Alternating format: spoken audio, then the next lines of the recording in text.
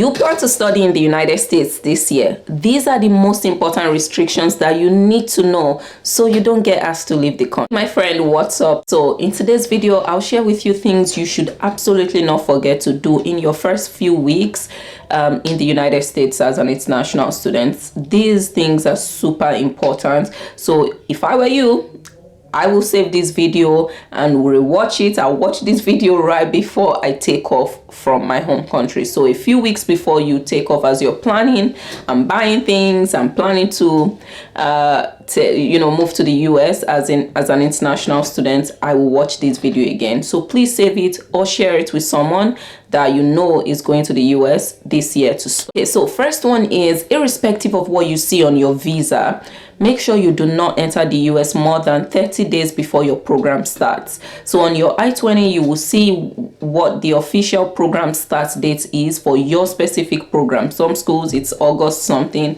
For some other schools it's September. Make sure you do not in any way try to enter the US 30 days before, or more than 30 days before that date. Thing is, once you get into the United States, let's say now you've gone through everything and you are in the US, you landed somewhere, make sure you inform your designated school official. I think that's what it's called, DSO. There's a contact listed on your I-20. Immediately you get to the US, within a day or two, make sure you tell that person you are now in the United States. And that is because that office, the international office, and that person listed on your I-20 needs to report to USCIS that you are here physically.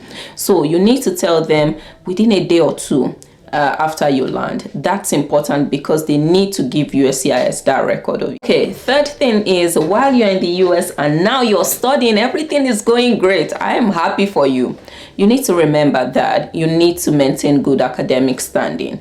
Now you may think, I was there, is it not to have 2.0 GPA or whatever? The thing is, the education system here, depending on where you're coming from and what your background is different from what you may be used to. So please make sure you attend all classes and you maintain a good academic standing while you're here. And that is because you never want the school to somehow report to USCIS that you are not performing well academically. That really affects your visa because your F1 visa is really tied to your school and your academics. So maintain good academic standing. If you're having problems from beginning, ask for help. Here you need to ask for help. If you don't ask for help, people will assume you're fine and they will just move on. Please ask for help, like get all the help that you can get, but make sure you have good academic standing while here. Number 4, my friend, is that if you need additional time to complete your program, you need to speak with your DSO immediately. So what this means is, let's say you applied for a 2-year program, but for some reason that program you may not be able to complete it within 2 years. And this happened to my classmate. You need to extend that time. You will no longer graduate with your classmates, and maybe you need additional 6 months for whatever reason. For my classmate, I think she was doing a startup and she decided she would take a semester off and things like that. I don't know what your own situation may be, but just know that if for any reason you need more than the 2 years to complete your program, you need to speak with your DSO immediately. You need to speak with them quickly so they start the paperwork to extend your visa and give you a new I-20 and all of that. What you don't want in the US is, for some reason, through some error or negligence, you become illegal for even 1 day. That affects you when you're applying for a green card. Like, just don't let that happen. So the moment you know you need more time to complete your studies here or to get that degree you came for, quickly go speak with your DA. Okay, I think this is number 5, but I'm not sure, but I will tell you this one standing. Okay, so the 5th one is you working as a student, as an international student. So if you need to work while you're on an F1 visa, you know that you can work, but that you need to make sure you adhere to some visa restrictions, right? There are some restrictions for you when it comes to working as an international student in the United States. So one of those is that you can only work 20 hours, I believe, per week. You can and you can only work part-time. So you can't say I'll stop attending classes and I'll go work full-time. No, while school is in session, you can only work part-time as an international student. But of course, during the summer break and all of those breaks, that's a whole different story.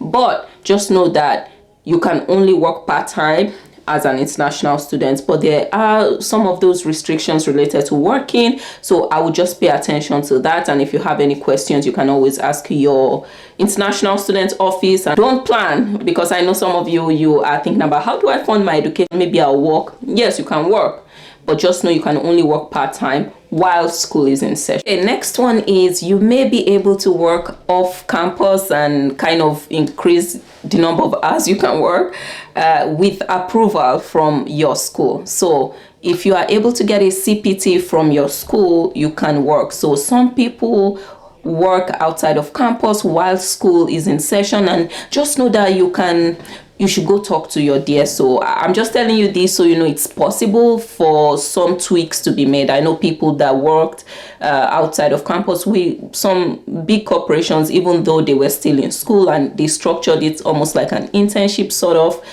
So make sure you go talk to your DSO. I just wanted to share that is a possibility as well that you need to know, but don't try to do it. Don't try to work if you've not gotten like a CPT approval from your school. I'll drop a link in the description where you can learn all things CPT. So I'll put that in the description and you can learn more. The last one is that if you plan to do an internship, now for many programs an internship is required between your first year and your second year if you're doing a 2-year program. But even if you're not in one of those programs and you just want to do an internship, okay, you need to talk to your school. So tell them you need a CPT, you want to work, you need to get this experience.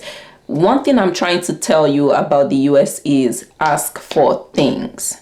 Even if you think it's a restriction, it is like there are so many restrictions for international students, but I would totally ask. So my recommendation is that you go to your international office, try to push them to give you a CPT when you need it. CPT is the approval you need to work while you're still in school. So that's it for today's video. If you found it helpful, give it a thumbs up. That is literally the only way you can tell me doing. I like these videos, they are helpful. Give it a thumbs up, and if there's anything else you want to know, put it in the comments and I'll always share my experience. I will see you in my next video.